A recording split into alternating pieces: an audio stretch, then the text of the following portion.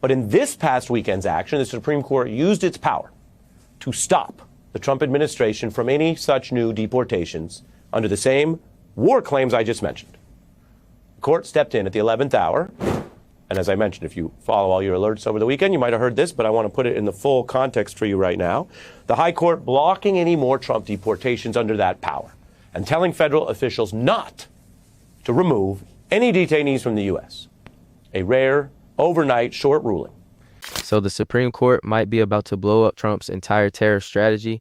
And honestly, it's kind of insane that we're even here. Picture this. President Trump spent months telling everyone about his brilliant tariff plan, right? The reciprocal tariffs, the fentanyl tariffs. He's talking about sending dividend checks to American voters from all that tariff money. He's basically promising free money from China and Mexico and whoever else. It's his whole economic brand right now. And then 3 different federal courts look at what he's doing and say, yeah, no, that's illegal. You can't do that. Come on. Now, the Supreme Court has to decide whether Trump just committed one of the biggest constitutional overreaches in modern trade history, or whether he found some genius loophole that lets him tax basically everything coming into America without asking Congress for permission. But before we go any further, real quick, let's be honest, you can't really trust headlines anymore. That's why we built Pump Politics, to bring you real stories, real context, and no corporate spin. If you want to stay ahead of the headlines, join our free newsletter. We'll send the news straight to your inbox every day. Just click the link in the description to join. And if you just want to support what we're doing, join us, be part of the community that actually cares about the truth. All right, let's get back to the video.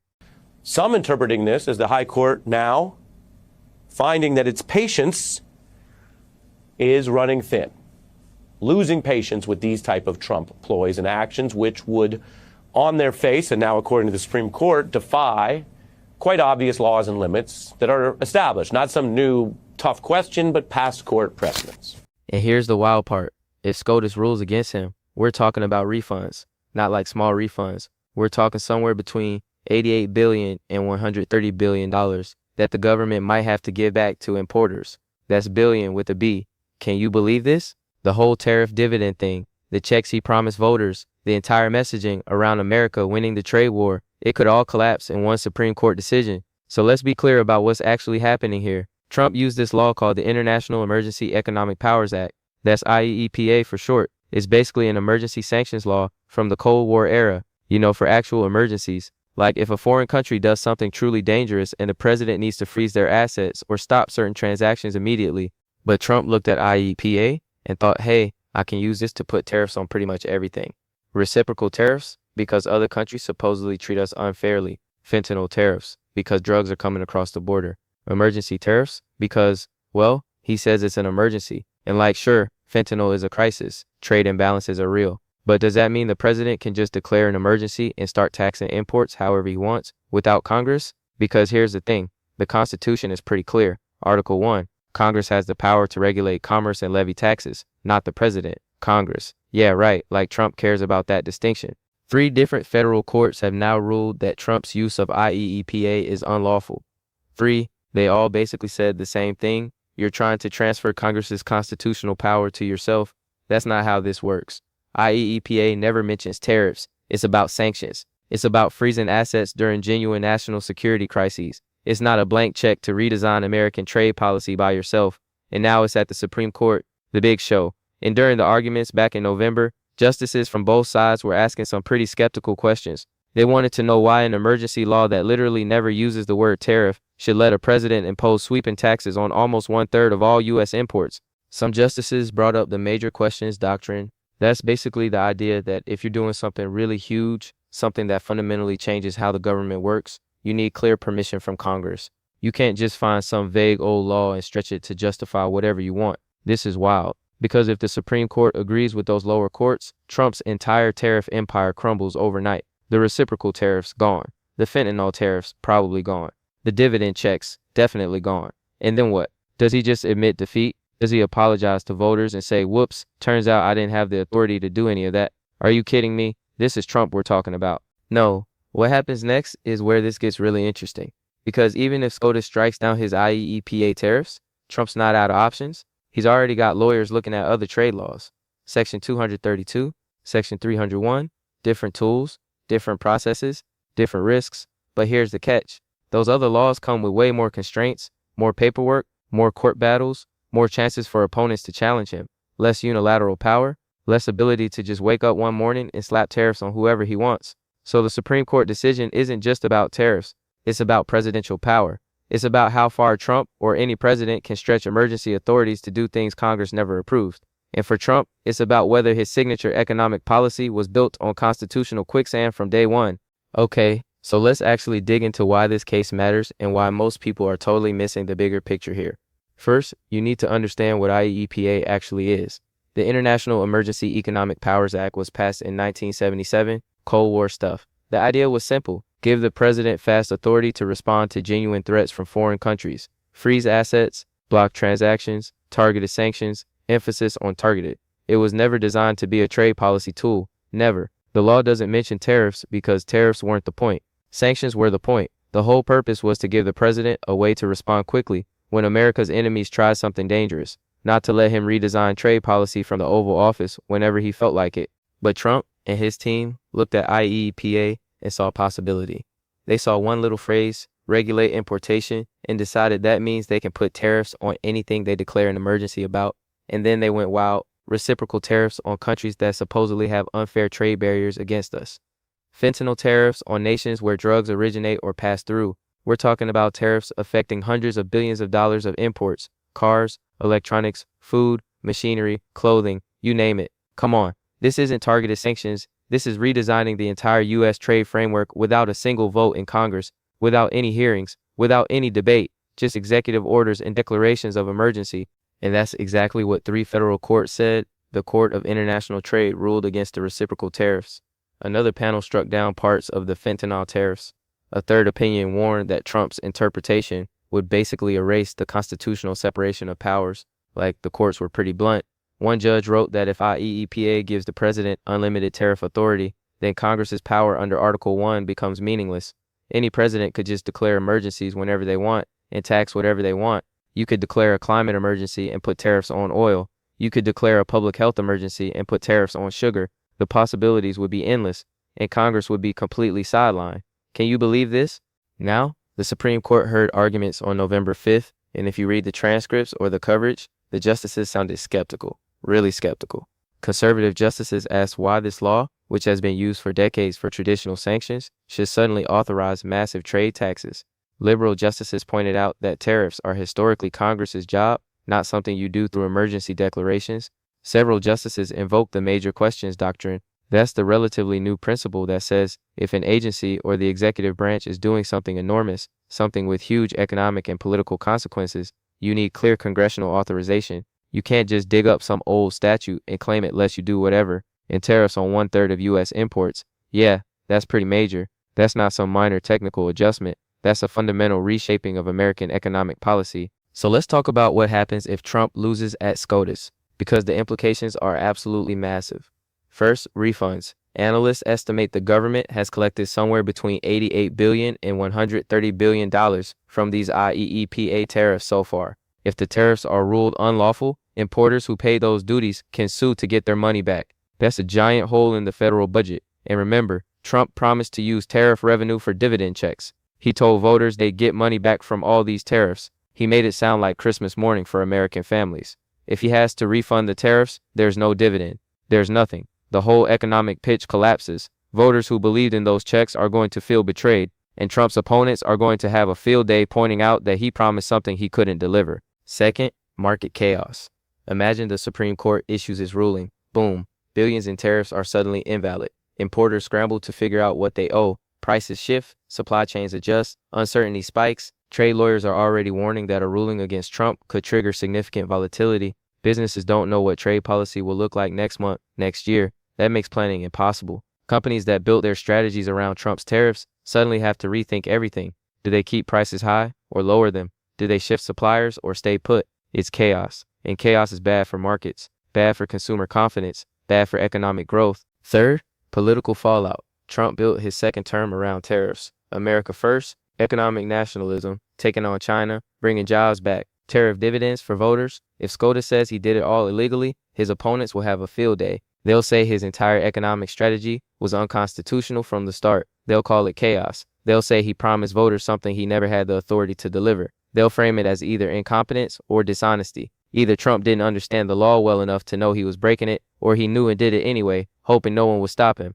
Either way, it's a political nightmare. This is wild. But here's the part most people aren't talking about. Even if Trump loses the IEEPA case, he's not necessarily done with tariffs. There are other laws. Section 232 lets the president impose tariffs on national security grounds. Trump used that in his first term for steel and aluminum. Section 301 allows tariffs in response to unfair trade practices. That's how the China tariff started, so Trump could pivot. He could try to rebuild parts of his tariff agenda using those tools instead. His trade team is probably already wargaming how to do exactly that. But, and this is key, those laws come with way more constraints. Section 232 requires investigations by the Commerce Department. You have to prove a national security threat. Courts have been more willing to review those claims closely. You can't just wake up and tweet out new tariffs. You need documentation. You need evidence. You need to show that the imports actually threaten critical defense industries. And if your claim looks flimsy, judges will strike it down. Section 301 requires the U.S. Trade Representative to conduct investigations and give notice and accept public comments. There's a process. There are deadlines. There are opportunities for opponents to challenge you in court. It's slower. It's messier. It's less unilateral. And for Trump, who loves the drama of sudden tariff announcements and who thrives on unpredictability, that's a problem. He wants to move fast. He wants to surprise people. He wants to dominate the news cycle with bold moves. Section 232 and Section 301 don't let him do that as easily. Plus, there's another issue. If SCOTUS rules that Trump overreached with IEEPA, that sends a signal to lower courts. It tells judges that they should scrutinize presidential power claims more carefully. It makes it easier for opponents to challenge Trump's use of Section 232 or Section 301 too. Are you kidding me? So a loss at the Supreme Court doesn't just kill the IEEPA tariffs. It weakens Trump's entire approach to trade policy. It puts him on defense. It forces him to justify every move. It gives his opponents more ammunition for court challenges. Now, let's talk about the constitutional stakes, because this case is about way more than tariffs. This is part of a bigger fight over presidential power. Trump has pushed the boundaries on emergency authorities across the board. Immigration enforcement, sanctions, executive orders.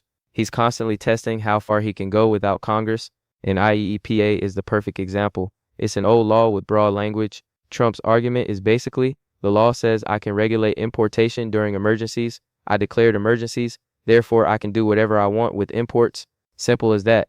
But if that logic holds, then any president can use any vaguely worded statute to justify almost anything. Declare an emergency, cite some old law, boom, constitutional limits don't matter. That's what the courts are pushing back against. They're saying, no, separation of powers still exists. Congress still has authority. The president can't just invent powers by declaring emergencies. This is the unitary executive theory colliding with constitutional structure, and the Supreme Court is about to decide which side wins. So yeah, this case matters a lot. If Trump wins, it's a green light for aggressive use of emergency powers on trade and maybe other issues too. If he loses, it's a major check on presidential authority and a huge setback for his economic agenda. All right, let's break this down into the actual implications and what Trump's next move might be. Point 1. The Supreme Court decision is coming soon, probably within the next few months. And based on the arguments, Trump's in trouble. You had justices from across the ideological spectrum questioning his legal theory. You had references to the major questions doctrine. You had concerns about separation of powers. That's not a friendly court. Now, does that guarantee Trump loses? No. The Supreme Court can surprise people. Justices sometimes signal one thing during arguments and rule another way in their final opinions, but the signs aren't great for him. The skepticism was real. The questions were tough, and the legal precedent doesn't favor Trump's interpretation. And if he loses, we're talking about an immediate crisis. The tariffs get struck down, refund claims start piling up. The administration has to figure out how to collect revenue it was counting on. The whole tariff dividend promise evaporates. Come on, Trump built his economic messaging around this. He told voters they benefit directly from tariffs. He made it personal. And now that promise is in serious jeopardy. Point 2. Trump's fallback plan is already in motion. His trade team is exploring Section 232 and Section 301 as alternatives. Section 232 is national security tariffs. The argument would be, these imports threaten American industries that are critical for defense. Therefore, we need tariffs to protect those industries. It's the same logic he used for steel and aluminum in his first term. Trump used this for steel and aluminum before. He could try to expand it to other sectors, cars, electronics, semiconductors. Anything he can claim has national security implications. But here's the problem. Courts have been skeptical of national security claims that look like they're really just about economics. If Trump tries to put Section 232 tariffs on a huge range of products, judges might say, yeah, right, you're not really worried about national security. You're just trying to recreate your IEEPA tariffs under a different law, and then you're back in court. Again, the legal challenges don't stop just because you switch statutes. Opponents will argue that Trump is abusing Section 232 the same way he abused IEEPA, and judges who already ruled against him once might not be sympathetic the second time around. Section 301 is the other option. That's about retaliating against unfair trade practices, China's intellectual property theft, forced technology transfers, subsidies to state-owned enterprises. Trump could launch new Section 301 investigations, build cases against specific countries, impose tariffs based on those findings. But Section 301 takes time. You need investigations, public comment periods, legal reviews, and even then, the tariffs are supposed to be proportional to the harm. You can't just slap massive tariffs on everything because you feel like it. There has to be a connection between the unfair practice and the tariff response. So yeah, Trump has options, but they're all slower and riskier than IEEPA was. None of them give him the unilateral power he enjoyed with his emergency declarations. Point 3. The politics of this are brutal for Trump. He promised voters a new era of American economic dominance powered by tariffs. He said we make other countries pay. He said there'd be dividend checks. He painted a picture of America winning so much we get tired of winning. If the Supreme Court says he never had the authority to do any of that, it makes him look either incompetent or dishonest. Either he didn't understand the law, or he knew it was illegal and did it anyway hoping to get away with it. His opponents will hammer him. They'll say this is what happens when you ignore constitutional limits. They'll say this is chaos. They'll say American businesses and consumers paid the price for Trump's legal mistakes. And honestly, they'll have a point. Can you believe this? But here's where it gets interesting. Trump doesn't back down, ever. So what's his likely response if he loses? Option 1, he attacks the Supreme Court. He says the justices are weak, out of touch, controlled by special interests. He rallies his base against the court and uses the decision as proof that the system is rigged against him. We've seen this before. When courts rule against Trump, he doesn't accept the loss quietly. He turns it into a grievance. He makes it about him versus the establishment. He tells his supporters that unelected judges are blocking his efforts to help ordinary Americans, and his supporters eat it up. They believe the system is corrupt. They believe Trump is fighting for them against powerful forces. A Supreme Court loss just reinforces that narrative. Option 2, he pivots to those other trade laws and claims victory anyway. He says, fine, the Supreme Court wants me to use different legal authorities, so I will. But make no mistake, the tariffs are staying. We're still putting America first. Nothing has changed. It's spin. But Trump's good at spin. He can take a legal defeat and frame it as a minor procedural adjustment. He can tell voters that he's still delivering on his promises, just using different tools. Most people don't care about the technical legal details. They care about results. If Trump can maintain some version of his tariff agenda, even through slower processes, he can claim he's still winning. It's all about the messaging. Option 3, he tries to get Congress to pass new legislation explicitly authorizing his tariff plans. He puts pressure on Republicans to back him. He makes it a loyalty test. Are you with Trump or against him? Do you support America first or do you support the establishment? But here's the problem with that. Even Republicans in Congress are divided on tariffs. Some support Trump's approach. They represent districts where manufacturing jobs matter and tariffs feel like protection. Others worry about the economic costs. They represent districts where businesses rely on imports or where consumers are feeling price increases. Getting legislation through, especially in a closely divided Congress, is really hard. You need near unanimous Republican support, plus maybe some Democrats. That's a tall order. So option 3 is possible, but not likely to succeed quickly. Point 4. The broader stakes here go beyond Trump. If the Supreme Court rules that IEPA doesn't authorize tariffs, that's a win for separation of powers. It's a signal that presidents can't just stretch emergency authorities to do whatever they want. It means Congress still matters. It means the Constitution still sets limits on executive power. But if Trump wins, if the court says IEPA does allow sweeping tariffs, that's a massive expansion of presidential power. Future presidents from either party could use IEPA for all kinds of policies. A Democratic president could declare a climate emergency and use IEPA to regulate fossil fuel imports. A Republican president could declare a border emergency and use IEPA to control trade with Mexico. The precedent matters a lot, and honestly, that's why this case is so important. It's not just about tariffs today, it's about executive power for decades to come. It's about whether we live in a system where presidents are constrained by law or whether they can effectively legislate through emergency declarations. So where does this leave us? Trump's tariff strategy is hanging by a thread. The Supreme Court is skeptical. Lower courts have ruled against him. Refunds could be massive. His economic messaging is at risk. But Trump's not giving up. He's already planning his next moves. Different laws, different strategies, maybe even a fight with the Supreme Court itself. And for everyone watching, this is the moment where campaign promises crash into constitutional reality, where the limits of presidential power get tested, where we find out if Trump can actually deliver on his economic vision, or if it was all built on a legal foundation that never existed.